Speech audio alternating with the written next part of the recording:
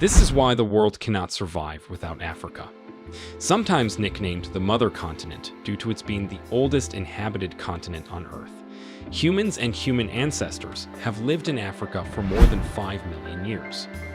The origin of the name Africa is greatly disputed by scholars. Most believe it stems from words used by the Phoenicians, Greeks, and Romans.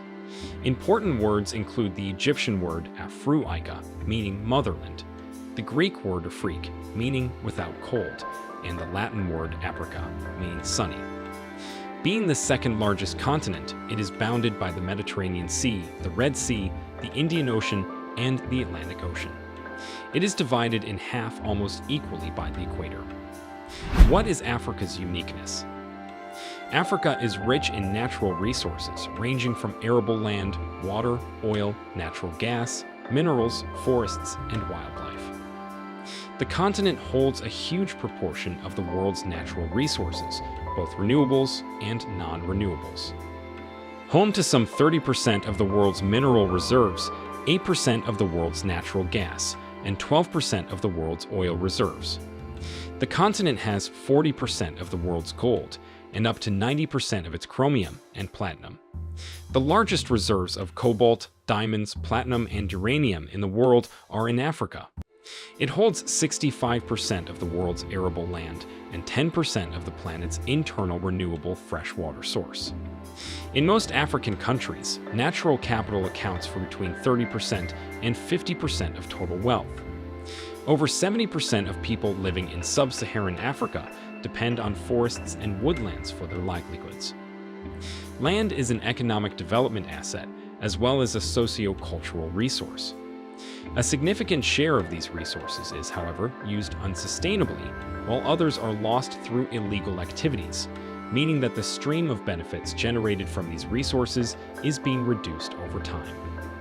For instance, Africa loses an estimated $195 billion annually of its natural capital through illicit financial flows, illegal mining, illegal logging, the illegal trade in wildlife, unregulated fishing, and environmental degradation and loss. Collectively, the continent has a lot to gain in pulling together and harnessing its vast natural resources to finance the development agenda towards greater prosperity.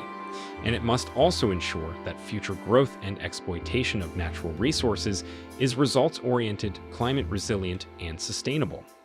These reasons can explain why the world cannot do without Africa. 1. Favorable climate. Tropical wet conditions occur along the equator, the Gulf of Guinea, and the East Madagascar coast. Temperatures remain near 27 degrees Celsius, 80 degrees Fahrenheit, year-round. Annual precipitation varies from 152 centimeters, 60 inches, inland to 330 centimeters, 130 inches along the coasts. Important crops in Africa's tropical wet regions include plantain, pineapple, coffee, cocoa, and oil palms. Palm oil is the primary cooking oil in Africa, as familiar as olive oil or corn oil in North America. Savanna conditions occur in much of eastern and southern Africa. Temperatures here are cooler and more variant than in tropical wet regions. Annual precipitation is between 50 and 152 centimeters. The dry season in the savanna can last as long as 6 months. Important savanna crops include cassava, peanuts, peppers, okra, eggplant, cucumber, and watermelon. Africa's most important grain crops, millet and sorghum, are grown here. Desert conditions occur in northern Africa, especially in the Sahara and the Sahel. Temperatures can range from 54 degrees Celsius, 130 degrees Fahrenheit on the hottest days to freezing on the coldest nights. Annual precipitation never exceeds 25 centimeters, 10 inches, and some areas go without rain for years. Important desert crops include date palms and cotton. Mediterranean climate conditions occur along the extreme northern and southern coasts of Africa. These regions have mild temperatures, dry summers, and moderately rainy winters. Important crops include figs, olives, oranges, tomatoes, onions, and large vegetables, such as cabbage and cauliflower. Highland conditions occur in the highest elevations of Africa, particularly in the Ethiopian highlands. Temperatures here are much colder than in the surrounding lowlands. Precipitation depends on the orientation of the mountain to moisture-bearing winds. Agriculture. Climatic factors greatly influence Africa's agriculture, which is considered the continent's single most important economic activity. Agriculture employs 2/3 of the continent's working population and contributes 20 to 60% of every country's gross domestic product, GDP. GDP is the total value of goods and services produced in a country during one year. Important crops include alfalfa, potatoes, wheat, cocoa, and coffee. Forestry. Forestry, the management of trees and other vegetation in forests, is an important economic activity in Africa. On average, forest products account for 6% of Africa's gross domestic product, GDP, more than any other continent. This is a result of Africa's abundant forest cover, with 0.8 hectares, 2 acres, per person, compared with 0.6 hectares, 1.5 acres, globally. In Central and Western Africa, where forest cover is heaviest, the forest sector contributes more than 60% of the GDP. The export of forest products, especially high-grade woods like mahogany and okuma, brings in significant revenue. These woods are mostly found in the countries of the Congo Basin, Cameroon, Central African Republic, Republic of the Congo, Democratic Republic of the Congo, Gabon, and Equatorial Guinea, where there is a dense rainforest. Okuma, for example, accounts for 90% of the trees logged in Gabon. These woods are generally exported to Japan, Israel, and the European Union. Mahogany and okuma are used to make everything from homes to musical instruments to lightweight aircraft. Today, Africa is torn between developing its forests to their fullest economic potential and protecting these natural landscapes from overdevelopment.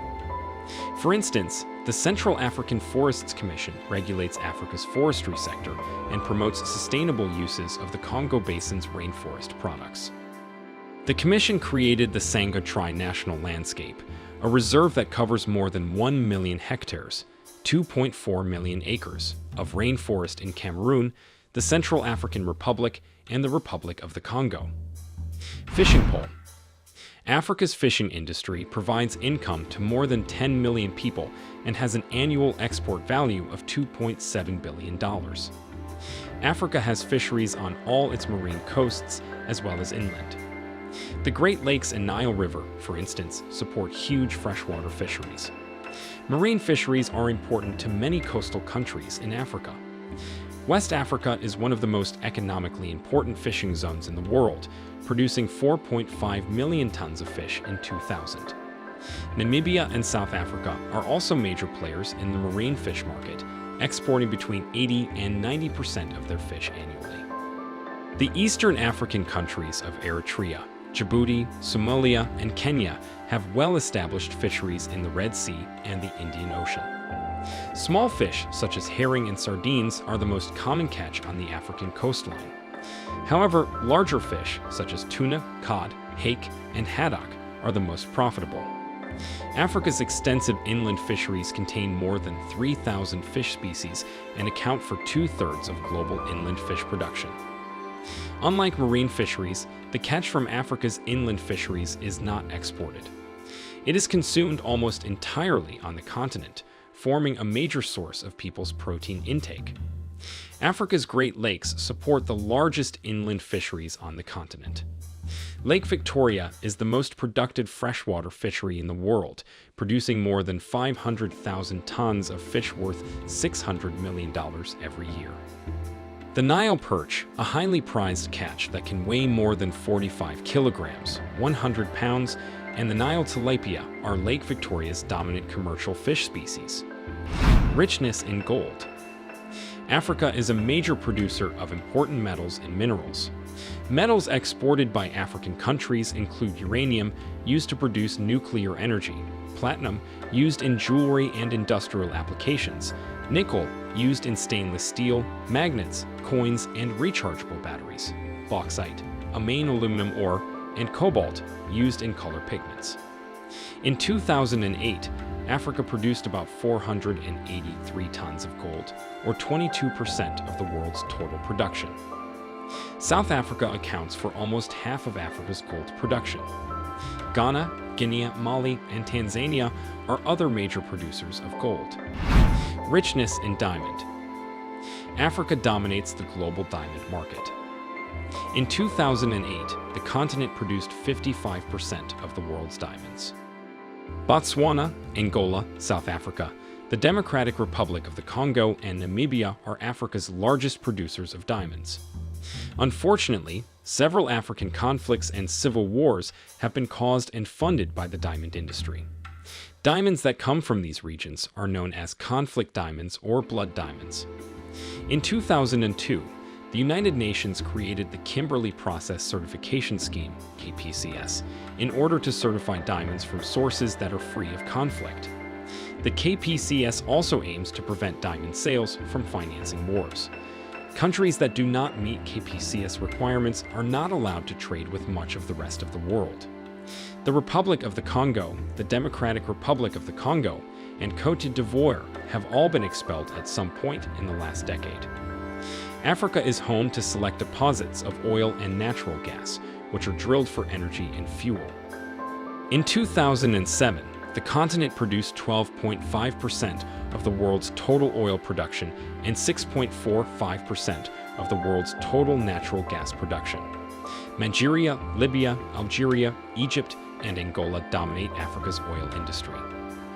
Oil exploration has significantly increased on the continent, and many countries are looking to become first-time producers. The built environment. Africa's natural resource economy contributes greatly to the continent's built environment, or human-made buildings and structures. The largest engineering projects and urban areas are directly linked to the production and trade of resources, such as water, oil, and minerals. Yet much like the resource economies described above, Africa's infrastructure suffers from poor management and inefficient government regulation. Africa is home to a number of engineering marvels. The Aswan Dam, a complex of 2 dams in Aswan, Egypt, captures the world's longest river, the Nile, in the world's 3rd largest reservoir, Lake Nasser. The Aswan High Dam, the newer and larger of the 2 dams, produces more than 10 billion kilowatt-hours of electricity every year, enough power for about 15% of the country. The Aswan Dam complex regulates the flooding of the Nile and stores water for agriculture. While farmland has increased by 500% as a result of the dam, land fertility has decreased. Nutrient-rich silt is unable to spread over the Nile Valley because it is trapped in Lake Nasser. The Driefontein gold mine outside of Johannesburg, South Africa, is one of the largest gold mines in the world. The mine is made up of 8 shafts that reach depths of up to 3,352 meters, 11,000 feet, underground. One of the shafts is in the process of being deepened to about 4,115 meters, 13,500 feet, making it the deepest mine in the world. 2 urban areas that demonstrate Africa's uneven growth are Lagos, Nigeria, and Johannesburg, South Africa. Both of these large cities have distinct economic engines that make them favorable for growth. At the same time, each faces similar problems as a result of this growth. Business centers. Lagos is Africa's 2nd most populous city, with a population of about 10.2 million people. Lagos is growing 10 times faster than New York City, New York, or Los Angeles, California, in the United States. The United Nations estimates that Lagos will be one of the largest megacities in the world by 2015. Lagos is the commercial and industrial hub of Nigeria, which has a gross domestic product that is triple that of any other West African country. Located on the oil-rich Gulf of Guinea and adjacent to the Niger Delta, Lagos is a center of oil extraction, refining, and export. The city is tied to the rise and fall of oil prices, creating cycles of extreme wealth and poverty.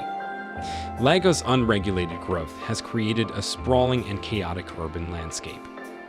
Poor immigrants from rural Nigeria have flooded the city looking for economic opportunities. Residential zones are overcrowded, averaging 6 people per room. Slum communities are growing rapidly, taking over unsuitable areas such as nearby lagoons and lakes. Lagos suffers from water shortages, poor sanitation services, and heavy traffic. Government bodies and urban developers are finding it difficult to keep up with Lagos' rapid growth. Already established mines. Johannesburg is the largest city in South Africa, with a metropolitan population of more than 7 million. Johannesburg is also the world's largest city not situated on a river, lake, or coastline. The city developed around the gold and diamond industry, situated on a mineral-rich mountain range. While mining operations are gradually losing importance in Johannesburg, most mining companies still have their headquarters there.